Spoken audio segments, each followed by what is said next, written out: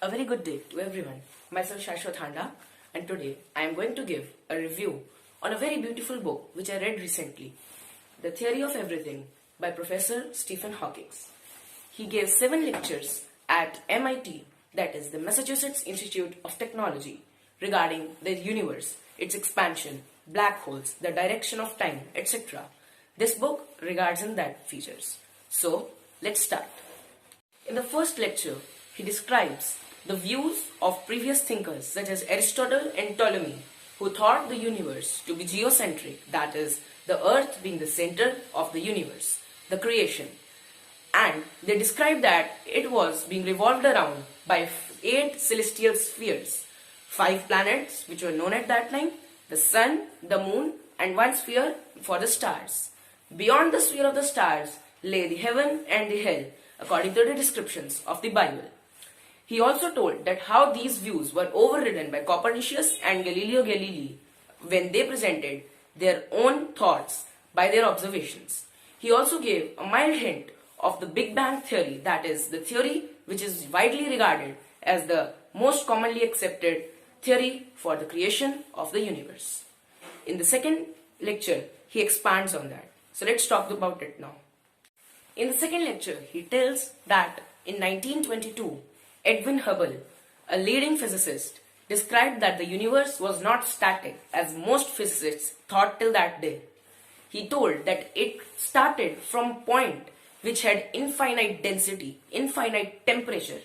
It exploded and then the universe was created. That is the Big Bang. Einstein did not agree with Hubble, but in the 1920s, in the later 1920s, and a Russian physicist by the name of Alan Friedman gave a model which described 2 of his assumptions. His assumptions were that the universe was not static, it was moving, it was dynamic. And second, wherever you stand in the universe will look to you as everything around is evenly spread. So, remarkable of this thought, two American physicists named Penzias and Wilson were studying in Bell Labs, which is in New Jersey. They studied that a very minute microwave was being heard on their detector in any direction to the point at any day, at any time. So they thought that it was due to the redshifting of the original light of that Big Bang. So this was how assumptions of Alan Friedman were proven. And in actuality, there are 3 models which prove Friedman's assumptions. The first is the Big Freeze. That is, the universe is expanding at such a rate that the gravity is not able to contract the galaxies together. In this case, the universe goes on expanding, and thus it comes to a state where there is no gravity and everything comes to a standstill. Thus, the universe ends. In the second case, it is a big rip. That is, the elastic band, which is gravity, is broken and everything flies away from each other at an infinitely velocity rate. And in this, the intermolecular attractional force also is null. It's also brought down to 0. And therefore, that is how the universe ends. And in the third model, the Big Crunch, the gravitational force is strong enough to stop the expanding of the universe, and then it starts contracting the universe again. And thus, the universe again comes to that infinitely small point of the Big Bang. So, this was all we need to know about his second lecture. Next comes my most favorite part, the third and the fourth lecture. The professor describes black holes, which I am very interested in. He tells that when a star, which is at least 2 times as massive as the sun, it is born, the hydrogen atoms start colliding, and at one point when the temperature is too hot, they cannot just bounce away, but they merge or they fuse together in nuclear fusion to form helium atoms. The helium atoms fuse to form carbon and oxygen atoms, and thus it goes on until iron atoms are formed. When iron atoms are formed, they cannot fuse any further, and then due to the gravitational pull of itself, the star collapses, and there are 3 certainties. Number 1, if the star is not very massive, it may form a white dwarf. Number 2, if it is at least 1.5 times as massive as the sun, it may collapse and form a neutron star, which is very dense. Very dense in the sense there are tons and tons of mass is very smallly packed. It's very packed in very small units. Tons and tons of mass. It's very dense. And the third case, when the star is at least 2 times as massive as the sun, a black hole may be formed. A black hole is not a hole. It's a sphere which is purely black in color. Why? Because it does not emit any light. Because it does not reflect any light. Because it does not produce any light.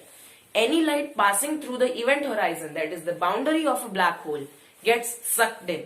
It does not let even light escape. Not to think of anything else. Therefore, we cannot see them. Then how do we know their presence? By the effect of their gravity on the systems around them. They will produce a very large gravitational field due to their super heavy mass. Now, if we see a star or a planet revolving around something which is not visible, that may be an indication of the presence of a black hole. In the 4th lecture, the professor describes about the Hawking radiation, which was discovered by the professor himself, therefore has been named after him as Hawking radiation. Now in this, the black hole, inside the event horizon of the black hole, a particle and an antiparticle are simultaneously produced and they collide into each other and annihilate each other to preserve the total mass of the black hole. But sometimes, if the particle and the antiparticle are produced just near the event horizon, then one of the particles may escape and its counterpart may fall inside. To an observer outside the black hole, in the 5th lecture, the professor describes his views on how the universe was created. He names it as the hot Big Bang. In it, there is a very small point with infinite temperature. It explodes and in a second, the temperature plummets to 10,000 million degrees Celsius. In the next few hours, the temperature plummets down to 1,000,000 degrees Celsius. At this point, the areas of the universe which are less dense than the others start to compact, start to compress and revolve. These form the galaxies and the stars. Thus, the professor describes how this is the most appropriate explanation how the universe was created, in keeping in regards the views of the universe as taken today. In the 6th lecture, he describes the direction of time. Can the time be reversed? So he takes 3 variables for this. C, changing particles with antiparticles. P, mirroring their things, that is swapping right for left. And T, that is reversing the motion. So now he takes this, that suppose a person looking same as you were to come from the other planet and he is made of antimatter and he holds out his right hand for shaking your hand. You should not shake your right hand with him, because that as soon as you do that, the matter and the antimatter will annihilate each other. Both of you will blast in a last final blaze of glory. So he says that if we need to take the Friedman's 3rd model, if the universe were to start contracting, is it possible that time will reverse itself? Will it be possible that you will know your future and plan accordingly? Will it be possible that a cup which has fallen down and broken will again regather and come back on the top of the table? That is a question which he cannot answer, which at least I don't think anybody can answer in this day. So that is a thing which goes above our understanding. In the 7th lecture, he asks a few questions. He says that can a unified theory which can explain about the universe be created? Can a unified equation such as that can be created? He states 3 possible answers to it. Yes, such an equation does exist, and if we are intelligent enough, we can find it someday and put it to use. Second, no, it does not exist, but there are separate other equations which are infinite in number, which can, when put together, tell us about the universe. And third, none of the equations can tell about the universe. But if his first thinking that such an equation does exist, is there, it does exist, then we will surely be able to know what this universe is, how it started, and what's our position in the universe. This book left me completely baffled. I admire its simplicity, yet its very perfection for making the topics to be understood. I recommend this book to everyone who keeps an interest in knowing more about the universe, to everyone who thinks that general relativity is of use, to everyone who thinks that quantum mechanics is useful. This book is a very good book. Thank you very much.